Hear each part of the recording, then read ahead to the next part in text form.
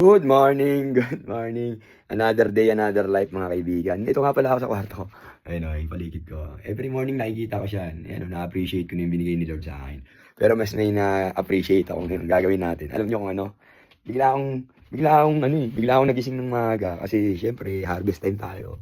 Pag lumpiang togi tayo mga kaibigan. Ayun o, lumpiang togi. Lumpiang togi yan mga bossing.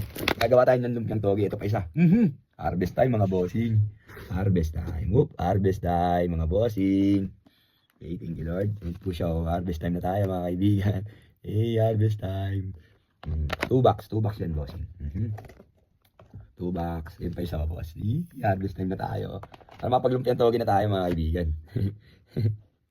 Lumpiang togi. Okay. Lumpiang togi yan mga bossing. Okay. Gagawa ako ng lumpiang togi ngayon. Sana makatikim yung mga kapatid natin, yung mga kaibigan natin. Nawa makatikim sila. Pero gagawa ko ng paraan para matikman nyo to, no? Kaya stay tuned kayo dyan. Kaya alam nyo na, batadan. Batadan. Peace out.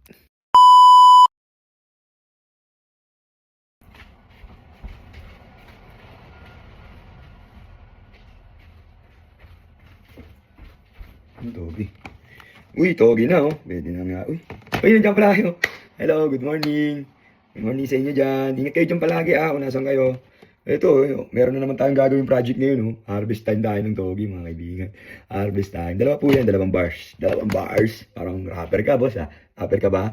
Parang, ano ka? Alam mo na, stay tuned kayo dyan. Mamaya makikita nyo kung paano gumawa ng togi. Batadan. Hey, ito na, gagawin na natin.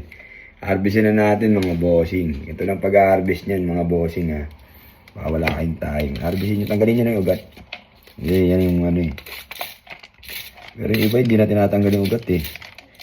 Ano lang, sinasama na nila tong ugat eh. Pag wala na silang time. Ganyan, ganyan lang yan, boss. Dahan-dahan ka lang, baka mahiwa mo yung kamay mo ha. Lagi kang magdadaan-daan sa buhay-buhay mo kasi baka mamaya mahiwa ka, masaktan ka na naman. Lagi ka na lang nasasaktan, boss. Pwede na yan. Tapos ngayon, ilagay na natin dito. Lagyan na natin dito para mahugasan na natin. Okay. Okay, togi na yan, boss, oh. Okay. Togi. Togi yan, boss. Sarap, oh. Lumpiang togi dyan, bossing.